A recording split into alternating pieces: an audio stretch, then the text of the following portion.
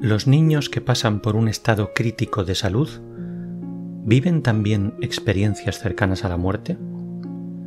Y en ese caso, ¿son iguales que las de los adultos? ¿Cómo les afectan en su vida posterior?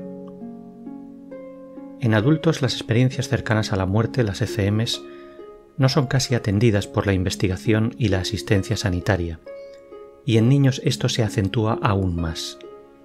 Si ya es difícil que se escuche con atención, empatía y sin juicios previos a un adulto contando su ECM, si es un niño el que la cuenta, la sospecha de fabulación, imaginación desbordante o simplemente delirio cae a plomo sobre él.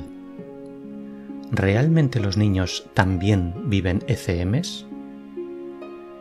La respuesta no solo es afirmativa, sino que al parecer en la población pediátrica este fenómeno ocurre con una incidencia muy superior a la de los adultos.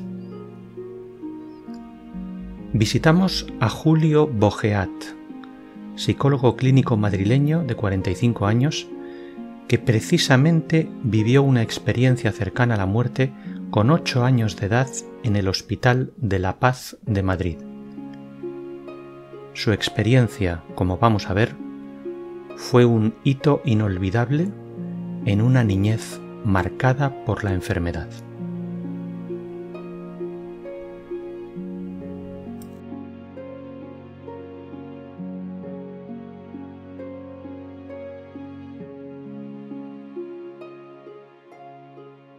A mí con 9 meses se me diagnosticaba de una hipercalcemia, precedida por una intoxicación con vitamina D. La vitamina D es una vitamina liposoluble y como es liposoluble, el exceso no se elimina por orina, sino que se queda en órganos blandos, ¿no? Y en este caso, cogió los riñones, esos riñones se fueron calcificando poco a poco, me hicieron este diagnóstico y llegó un momento en donde, yo recuerdo las primeras escenas de mi vida yendo al hospital con pruebas muy duras para un niño, ¿no? Como estar 24 horas sin beber agua, en fin, para ver cuál era el aclaramiento, para ver cuál era el filtrado de la función renal, ¿no?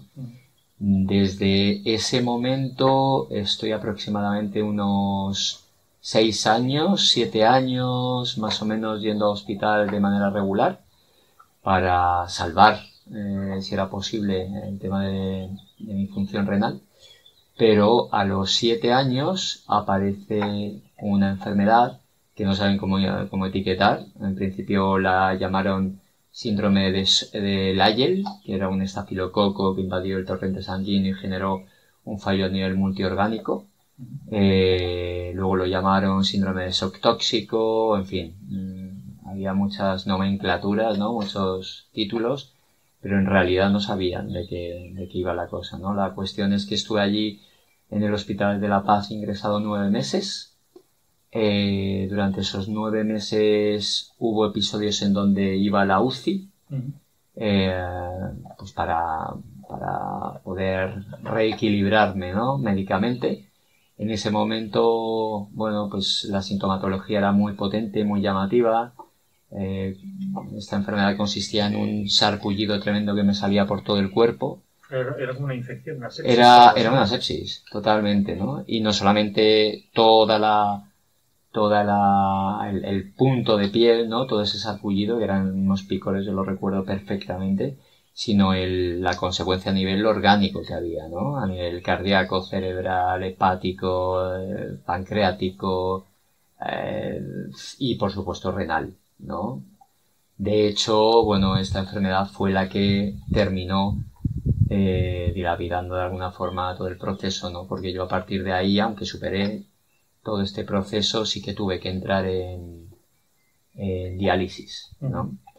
El tema es que con 8 años ya, en un episodio de estos demasiado fulminante, pues me tienen que bajar de nuevo a la UCI, me entuban, estaba con diferentes antibióticos, con la sonda típica, en un estado ya bastante, negativo, ¿no? Ahora mismo esto de negativo y positivo es como que se ha quedado un poco relativo, pero Pero la cuestión es que allí el estado era crítico, ¿no? Si hablamos en términos médicos, el estado era muy crítico.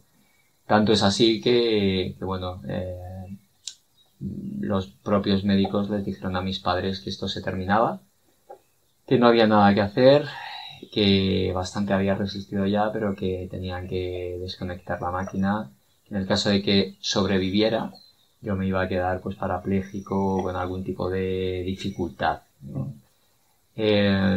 Mis padres no se atrevieron a entrar, sobre todo mi padre al principio, mi madre sí, pero bueno, la cuestión es que en ese proceso, en ese momento, yo comienzo a vivir esta experiencia cercana a la muerte, ¿no? Con estos 8 años, te digo, ¿no?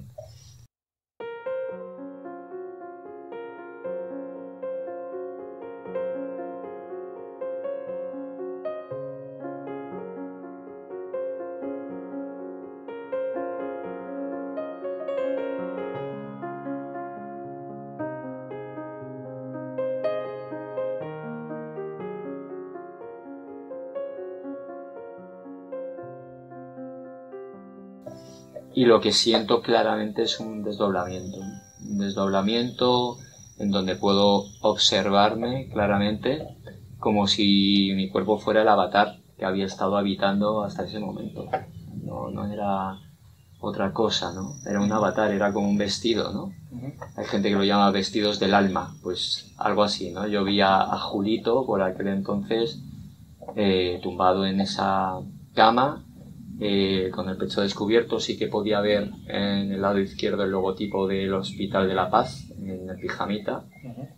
Observaba también la cantidad de electrodos que tenía también en la zona de pecho, las agujas que tenía también clavadas en los 2 brazos, una especialmente que tenía justo aquí en la frente y también en los pies, ¿no? O sea, yo en aquel momento realmente... ¿Tú eso lo habías visto que te lo habían puesto o te lo habían puesto ya inconsciente? No, yo ¿De esto... antes sabías que te habían puesto otras No, cosas? yo no recordaba esa parte para nada. O sea que fue verlo por primera vez. Fue verlo por primera vez, ¿no? Y me vi con los ojos cerrados y fuera, ¿no? O sea, bueno, fue, iba a decir como muy sorprendente, pero en aquel momento realmente era como muy normal todo.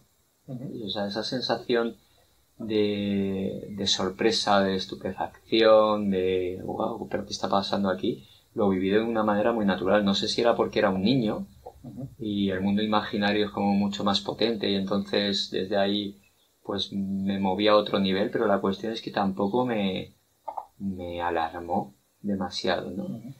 Inmediatamente aparezco en el túnel de Begoña, del metro de Begoña, que es el Hospital de la Paz, que es donde estuve. No era el túnel exactamente, era un tramo de un camino que te llevaba hacia el tren, ¿no? Un pasillo de metro, ¿no? Ese pasillo de metro está exactamente igual que te lo puedes encontrar, bueno, ahora o hace muchos años, ¿no? Es el típico pasillo más bien sucio, en fin, con este olor a vía, a tren.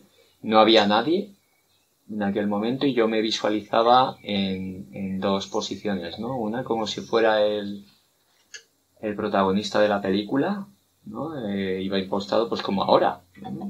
en este cuerpo, y después de vez en cuando hacía como un movimiento de disociación en donde me veía como espectador del observador, ¿no? Fui caminando y casi inmediatamente aparece en la mano derecha unas escaleras que ascienden, ¿no? Esas escaleras no existían en aquel momento, no existen ahora, pero es como que se abre ahí algo que yo pues no tenía reconocido, ¿no? En todos los trayectos que había hecho desde mi casa hasta el hospital, ¿no? Tengo unas ganas tremendas de subir por ahí. Hay algo que me llama especialmente la atención. En ese momento no era capaz de identificarlo.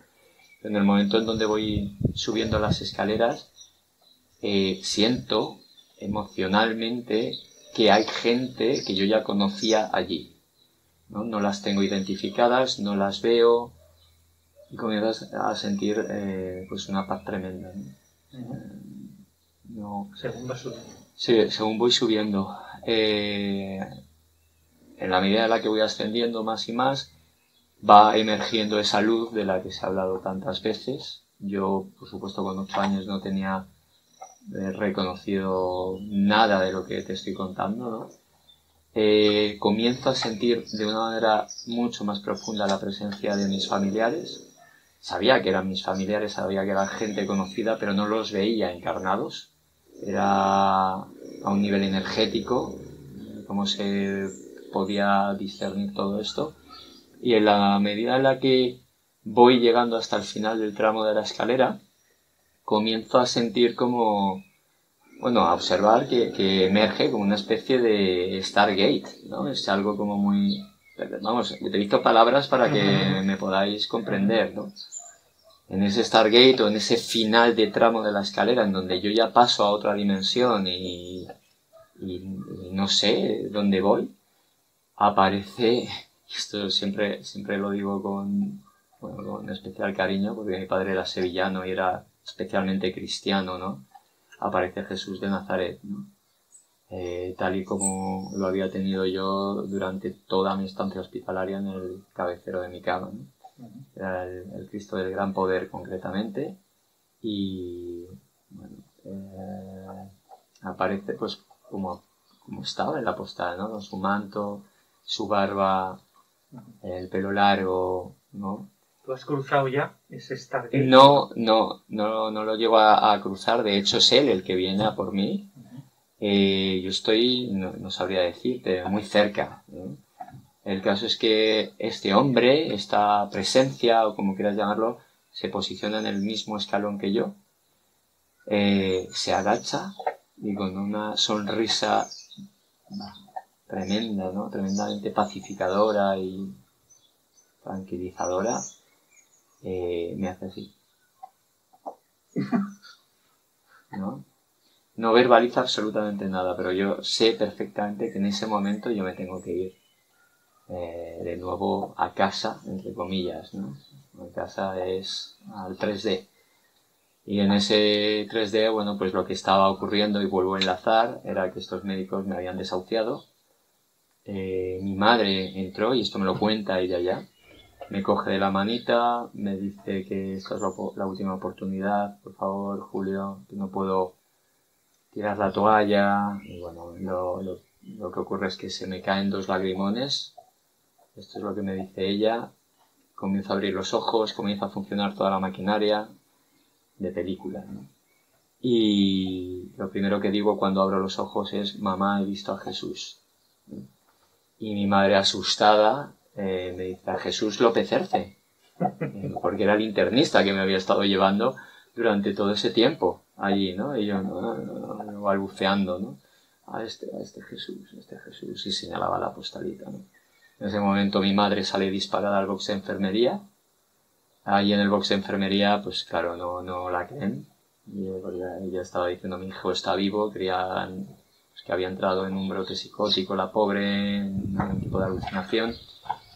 Pero inmediatamente, bueno, pues vienen los médicos, recuerdo a unos 4 o 5, cada uno con su linterna para ver la actividad pupilar, ver si todo esto era cierto, y efectivamente, bueno, comienzo a recuperarme desde ahí.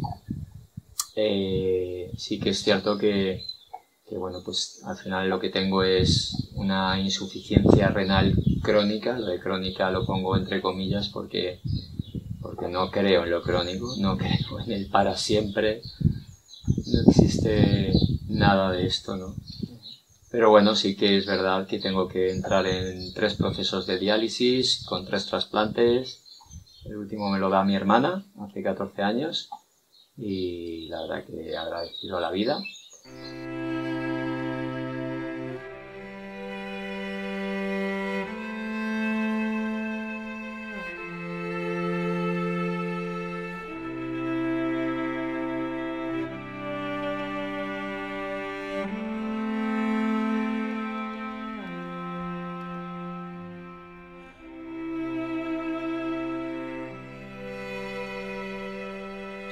Siempre, o sea, una vez que pasa el tiempo, Yo siempre pensé que, bueno, en la medida en la que voy creciendo y se va impostando el ego, la personalidad, y comienzas a escuchar estas voces, te das cuenta de que a lo mejor esto había sido un sueño, ¿no?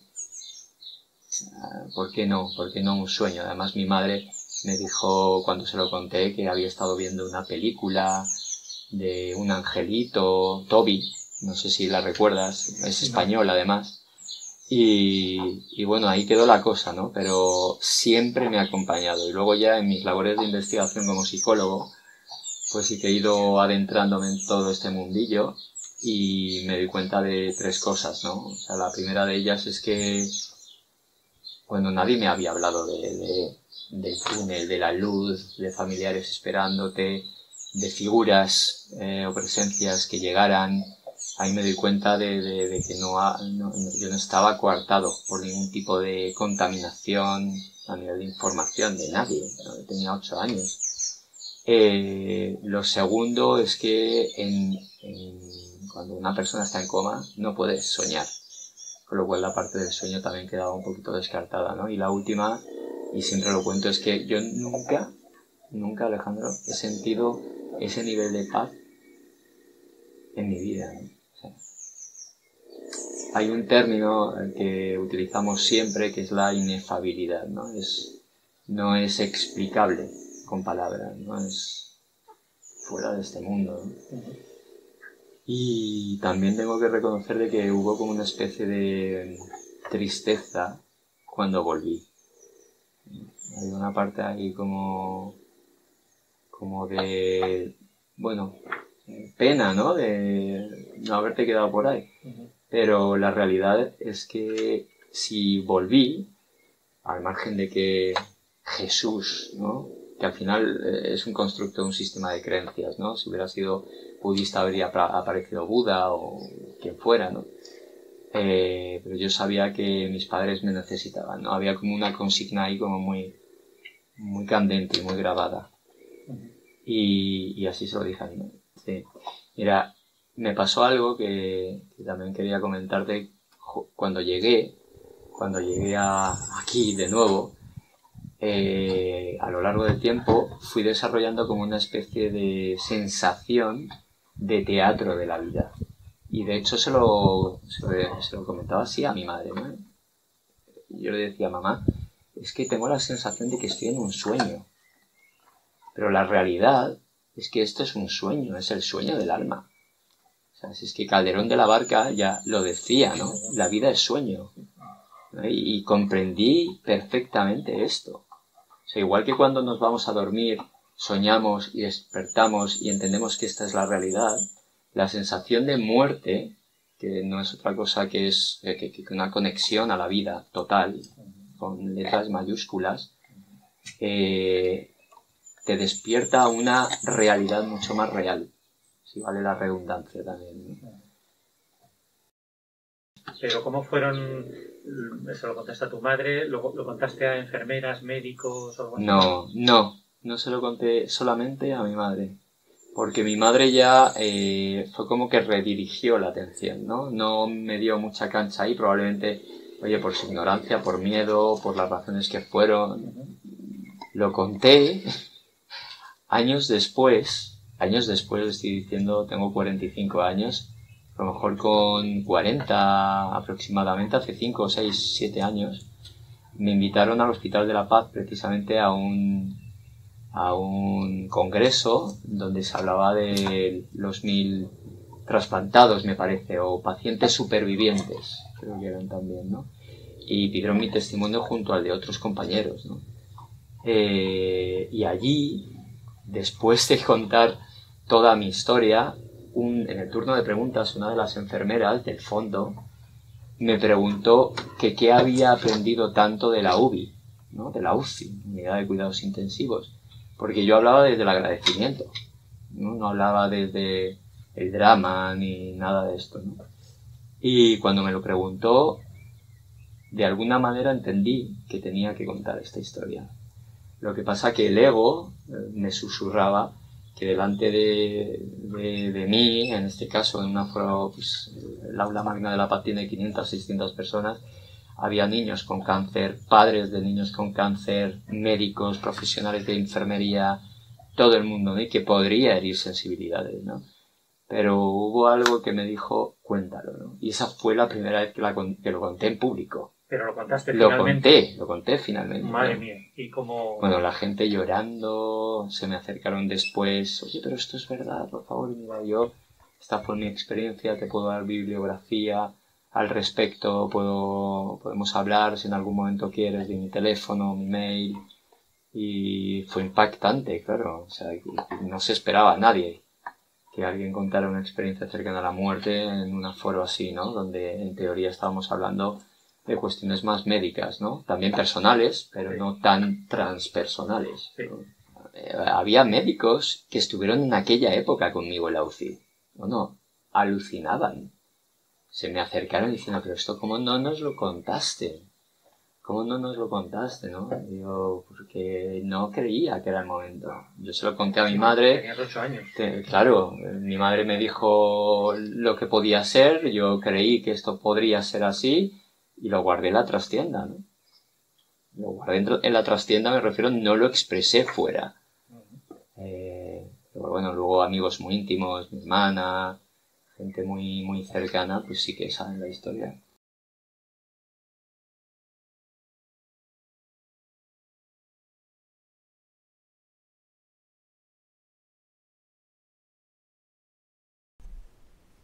Las ECMs en niños llevan décadas siendo analizadas fundamentalmente en Estados Unidos por pediatras que han ido publicando sus estudios en distintas revistas médicas. Se han analizado con cuidado los estados fisiológicos de estos niños, la medicación que han recibido, etc. Y las conclusiones son asombrosas. Aproximadamente el 70% de los niños que pasan por un estado crítico vive una ECM. Las características de estas ECMs casi no difieren de las de los adultos. Algunos de estos niños son muy pequeños, aún sin la impronta cultural a la que a veces se achacan estas experiencias. Pero sobre todo lo que se repite en ellos, al igual que en las ECMs de los adultos, es esa sensación de ultrarrealidad que impregna toda la experiencia. En uno de los estudios, hablando de estos niños, se afirma: se describían a sí mismos como despiertos y alerta, mientras estaban aparentemente en coma, y sentían que toda la experiencia era real.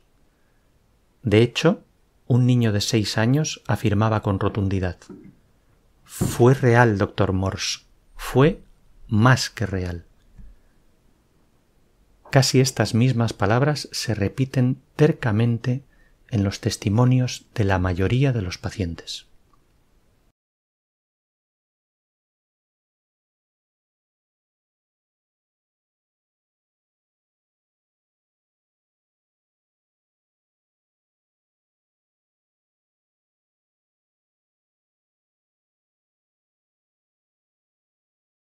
Hombre, yo creo que el sector médico, por lo menos aquí en España, todavía están como muy anclados en la vieja escuela, ¿no? Pero bueno, ya sabes, hay mucha gente ya a lo largo del mundo que está haciendo investigaciones a este nivel, ¿no? Pinball Lommel, hay, bueno, por ejemplo, ¿no? Se han hecho encuestas, yo recuerdo en mis investigaciones también, me imagino que lo conoces, en el año 82, creo que se hizo una encuesta de este tipo a la población estadounidense y el 4% refirió a haber tenido este tipo de experiencias. O sea, estamos hablando de mucha gente. Las razones para qué se callan, ¿no? O las razones porque el profesional sanitario no da el espacio para que todo esto se pueda hablar, ¿no? Porque es esperanza, realmente. Entonces, sinceramente, hay una parte ahí en donde yo creo que el sistema necesita seguir jugando con el miedo. Hay algo ahí donde el miedo nos ancla y nos hace seguir consignas que de otra forma no haríamos. Imagínate que el miedo a la muerte desaparece por completo. Por completo, ¿no? Imagínate que políticos, médicos renombrados hablan de todo esto con una naturalidad tremenda, ¿no? pues no sé lo que ocurriría, ¿sabes? Pero es curioso y es paradójico porque se conoce desde el principio de los tiempos, estamos en el año 2021 y todavía seguimos con el gran misterio de la muerte. Entonces, a mí esto me llama muchísimo la atención, mucho la atención, ¿no? Entonces yo creo que tiene que ver con una cuestión cultural, bueno, en Estados Unidos, en Holanda, en Francia, en Alemania, todo esto es como que se tiene mucho más trillado en países del norte de Europa, Noruega, Finlandia, Suecia, está todo como mucho más trillado, más hablado, más naturalizado, pero aquí en España, bueno, pues ahí seguimos, ¿no? Por eso estamos haciendo lo que estamos haciendo, ¿no? Cuando hay paro cardíaco y hay paro cerebral, y se sigue teniendo aprehensión de la información y uno llega con un testimonio pues como el de esta mujer que me comentaba, que se estaba haciendo una operación de fémur al lado, o el número de referencia de la lámpara del quirófano que comentábamos, o la propia conversación de los médicos, oye, que esto se puede justificar diciendo que el nivel de anestesia no era el suficiente y como el oído es el último órgano en desaparecer, pudiera haber habido un conducto por ahí, pero es que hay cuestiones que, en fin, estamos donde estamos y ya está, ¿no? El tema es por qué la gente no abre, porque es evidente, yo cuando tengo amigos médicos, tengo amigos enfermeros, tengo amigos del sector sanitario, a todos los niveles, y todos muestran su interés por esto. ¿Vale? ¿Y por qué no se amplía la información? No se generan formaciones en este sentido. Porque no se abre el espectro para que gente que a lo mejor ha callado, como fue mi caso, bueno, tengo 8 años, ¿no? Pero ¿por qué no se abre el espacio para que la gente pueda expresarse realmente, ¿no? Esto es lo que yo no me explico. O sea, yo tuve que ir al psicólogo por primera vez por esas edades. No coincidió con la muerte también de mi padre y esto. 10 años más o menos, un poquito antes. Porque creía, y realmente lo sentía así, que la vida es un sueño. Que esto es un sueño. Y yo me acuerdo de decirle a mi madre, estoy obsesionado. ¿No? Siendo un enano, estoy obsesionado porque sé que esto es un sueño, sé que esto no es real, tengo la sensación de que esto no es real. Y me llevaron al psicólogo y me metieron al Lexatin. Claro, porque creían que había ansiedad ahí, ¿no? Y sí que es cierto que había ansiedad, sobre todo por ver en mi madre y en gente a la que se lo contaba, al psicólogo, el poco crédito que le daban a esto, ¿no? Si hubiera habido alguien que me hubiera explicado todo esto, me habría quedado tan tranquilo. Pero de alguna forma yo entendí que esto no era muy normal y que no estaba bien decirlo. No estaba bien comentarlo. Pero bueno, al final la vida me situó en esa sala, en el Hospital de la Paz, en donde ocurrió además, y con esa pregunta de oro y... Bueno, a mí me han llegado también esquizofrénicos, gente con medicación, que realmente, haciendo un diagnóstico diferencial bueno, no se les trató como psicóticos y no lo eran, ¿eh? Pero por haber tenido experiencias Sí, estas. sí. Eso es brutal. No sé.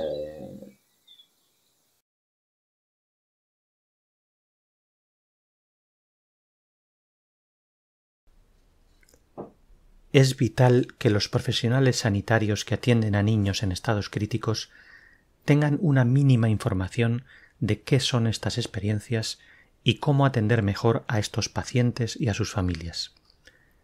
Los pediatras americanos recomiendan 4 pautas sencillas en su tratamiento. Primero, admitir que un niño en coma o en estado crítico a menudo es consciente de su entorno, puede ver y oír por mecanismos aún no explicados fisiológicamente. Segundo, según el niño se recupera, deje que exprese sus temores, sus miedos y que haga preguntas. Escuche atentamente todo lo que cuenta. Los padres y la familia deben ser informados de que estas experiencias son comunes, normales y no son el resultado de la medicación, la fiebre alta o alguna patología cerebral. Tercero, evite etiquetar las visiones o al paciente que las tiene. Y cuarto, simplemente el escuchar y validar su experiencia suele ser lo que más ayuda.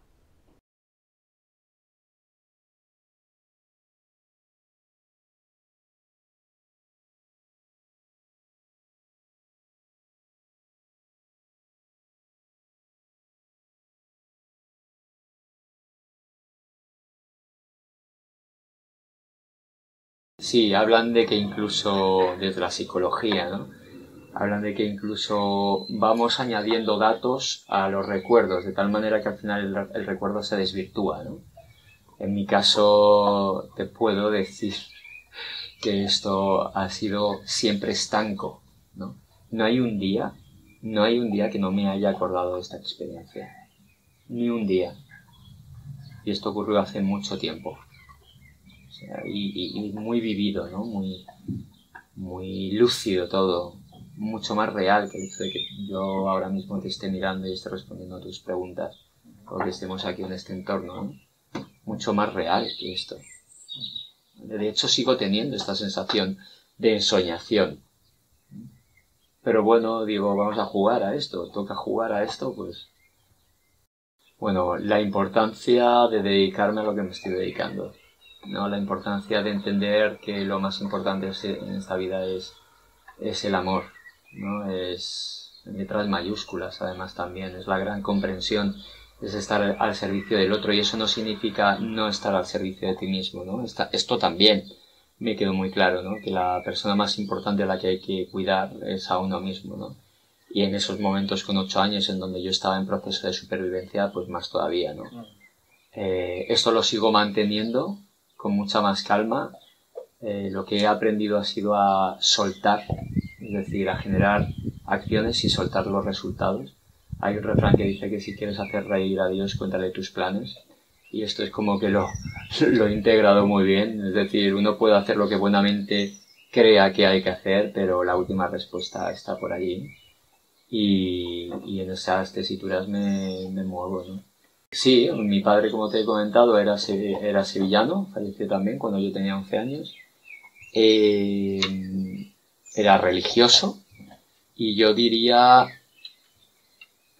que no soy creyente. Yo creo que todos los que contamos una FM hablamos de lo mismo. No soy creyente, yo ya no tengo que creerlo.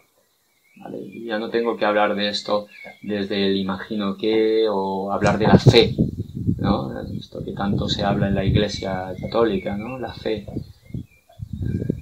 Afortunadamente ya no hay fe que me sostenga, me sostiene la verdad de todo esto, ¿no? Y si a través de mi testimonio puedo generar más fe, más tranquilidad, más paz en la gente que escuche, pues mucho mejor, ¿no?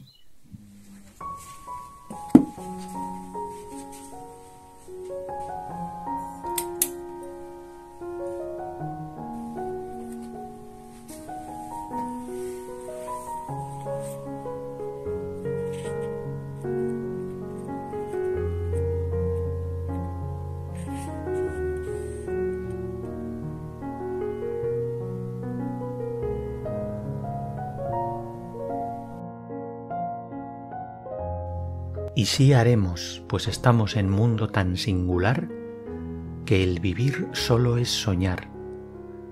Y la experiencia me enseña que el hombre que vive sueña lo que es hasta despertar.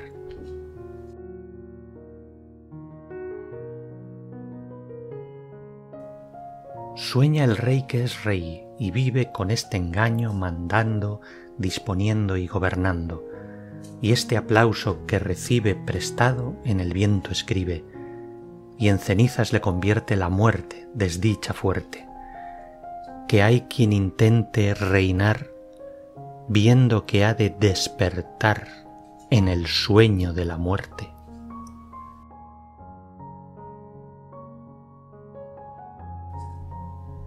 Sueña el rico en su riqueza, que más cuidados le ofrece. Sueña el pobre que padece su miseria y su pobreza. Sueña el que a medrar empieza, sueña el que afana y pretende, sueña el que agravia y ofende. Y en el mundo, en conclusión, todos sueñan lo que son, aunque ninguno lo entiende.